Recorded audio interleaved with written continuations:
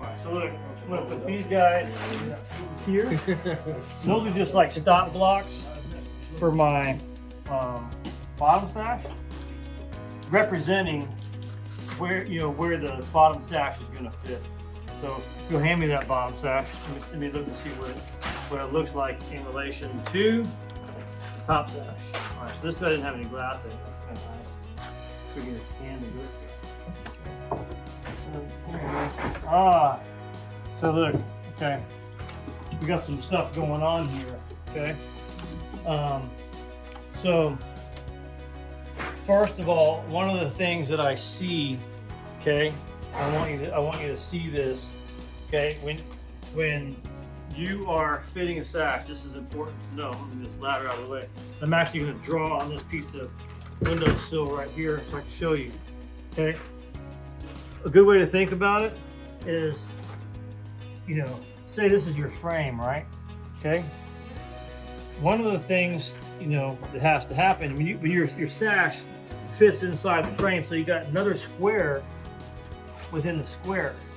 Okay, see that? Okay. And this is just a rudimentary drawing, okay? And ideally, it's supposed to be parallel all the way around. All right. But what we have here is something different.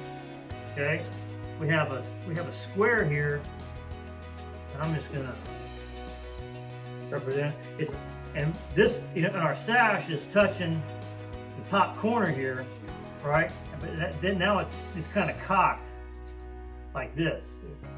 You know what I'm saying? Okay, so you can't start that way, right? You can't start this way, right? You have to start that way. Okay, I've got a gap right here. Okay, I'm just gonna pull it over. Boom. See, like that. Okay, and then if I look over here, I'll check. That's pretty parallel, right? See how that works?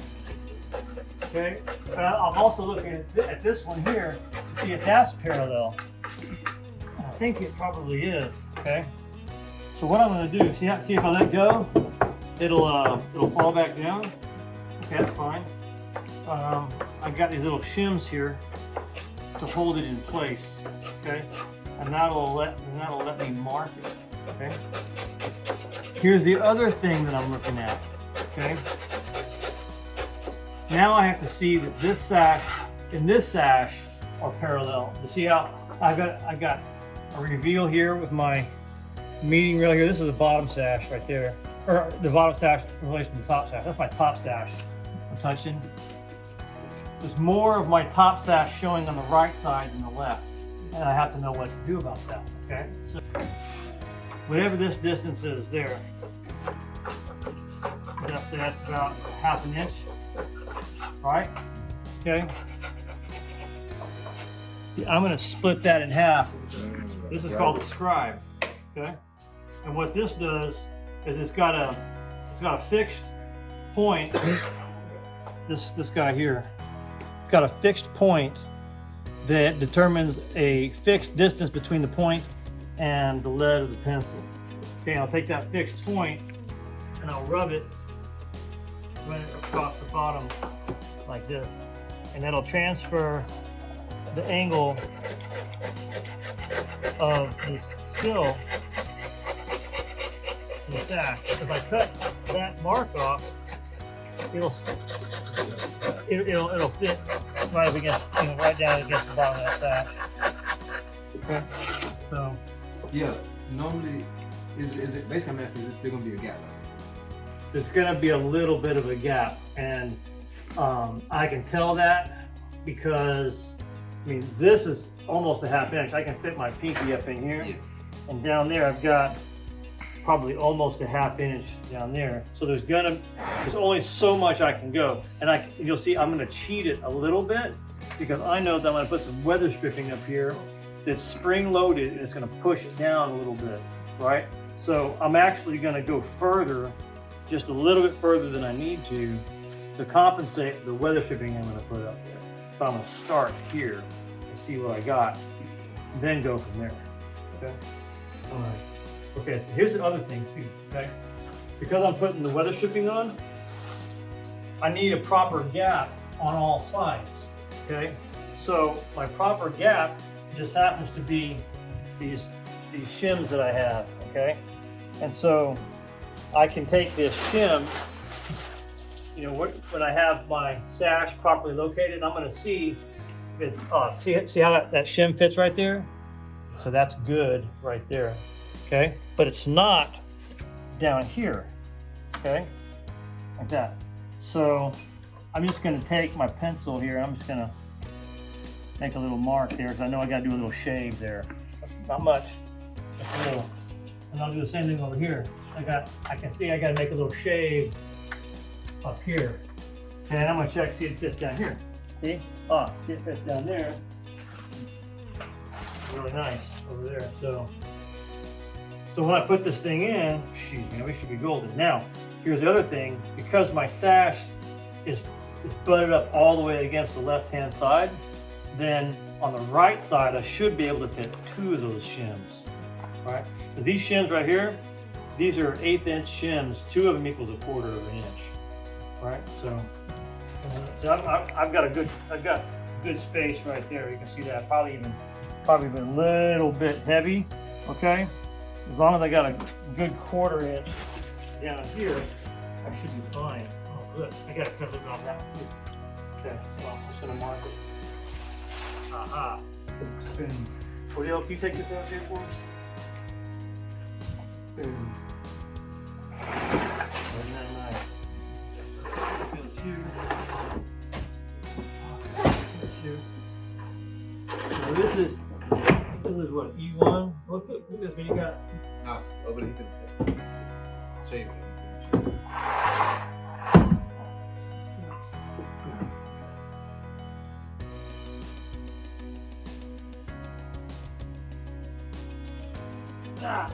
I'll come up with one in a second. You will see, you won't be expecting it. See, if you're expecting it, then it won't be as fun, right?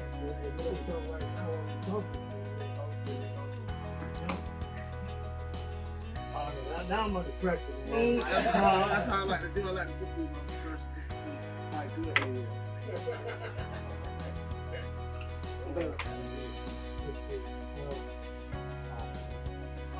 Yeah, I know. Yeah. Fail. Yeah. Fail. All right. Live, boy. Everybody gonna hear this. Man.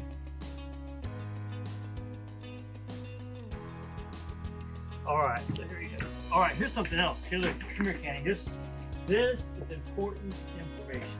Okay. Because look, I got a sloped line. See that? From here to there. How do you cut a slope with a planer? That's a good question, right?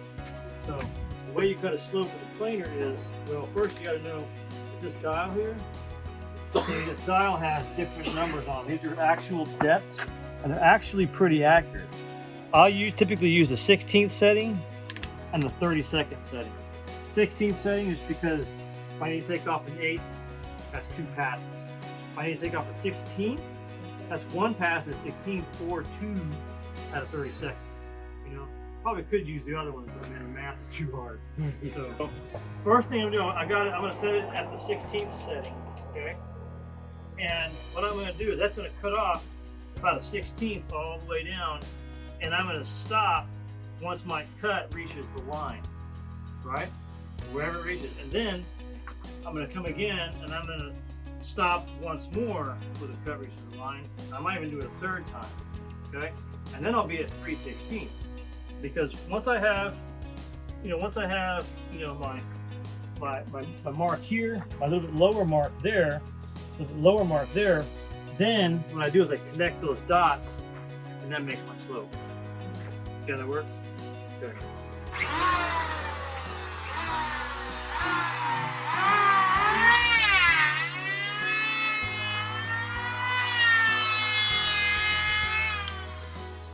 Can I stop there? Okay.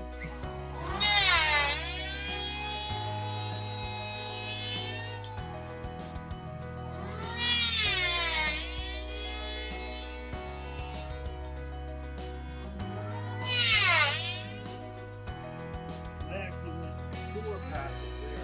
what I'm gonna do now is I'm gonna take it to the 32nd. I'm gonna hit it again. It's gonna cut here, and you'll hear the blade disengage because it's gonna raise off the wood, but it'll shave off a little mountain. Right? Okay? And then it'll disengage again, and it'll shave off that little mountain. Disengage, mountain, and then it'll switch off again. Then it'll finish the run. Then the second time I do it, you'll be able to hear a difference in the cut.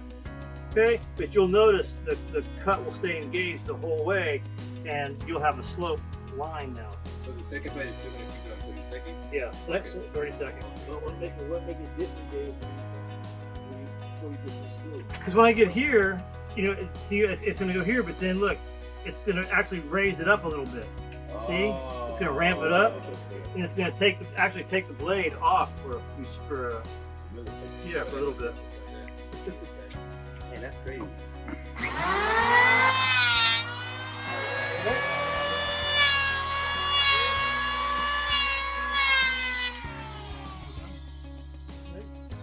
more time.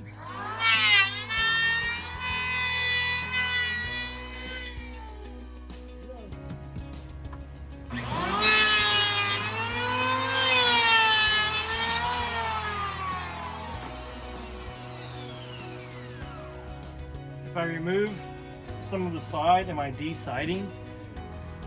Yeah, he's on the road, bro. You got them gears turning, man.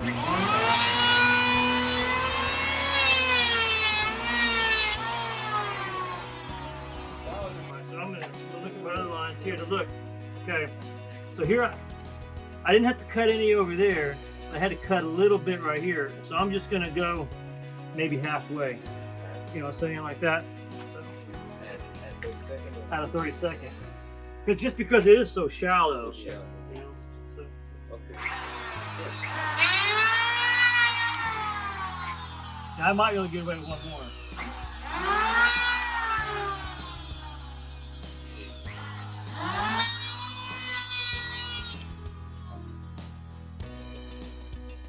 Anybody got a sandy bar? Right here. Train you guys well. That's good. Now I don't have one. So. That's your center block right now. It is? Yeah, on by the chop saw, yeah.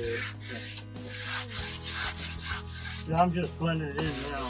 Softening the corners, you know? That's all. See? And then, there you go. Ready? Watch your fingers move.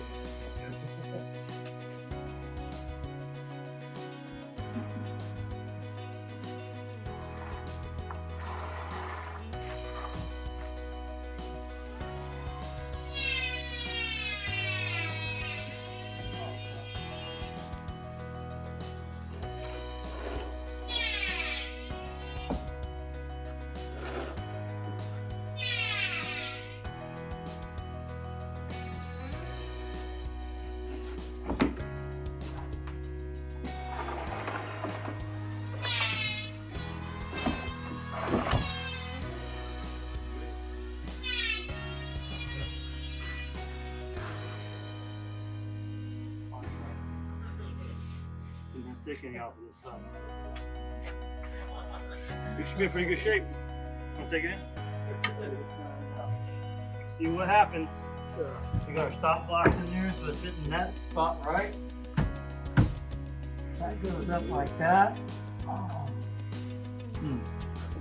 What's on here? That goes there. This has got to go. Yeah. Now at this point, I would rather cut the bottom off so that the bottom sits closer to the sill, because if I'm a little bit off up there and I've got a gap at the top, maybe in the corner, okay, nobody's gonna see that, but people will be studying our work and they're gonna look right there. So I'm gonna prefer now this time to drop to this one instead of like I did last time. I split the difference between the both of them. Now I'm gonna drop the bottom sash down. See, I'm gonna mark my depth right there. Come across here. Yeah. Mark this line. There you go. See how that works? See what we got to cut off? That's the shape of the sill marked up onto the sash. Well, here's something else you need to know. Okay, look.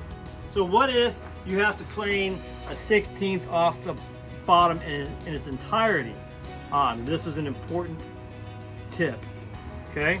Is you don't want to take the planer start to finish in one pass the end. You want to work from both ends, okay? And the reason why is because when that planer's going this direction, like I've got it facing now, the blade is spinning this way. It's going to cut on that upstroke right there, boom. And so when that upstroke hits the end, it blows out the end. You know what I'm saying? Yeah. You like that? Do it again. That's that Michael Bay right there, bro. Yeah, he just let me down a bit. Well, you know my effects don't blow. So, you know? Got him coming back to bite. Oh, Yeah. Yeah, I'm catching on now. Yeah. Hey Odel, you know when I'm giving these types of explanations, I don't think I can make it any plainer. Oh yeah, that was not. But this man.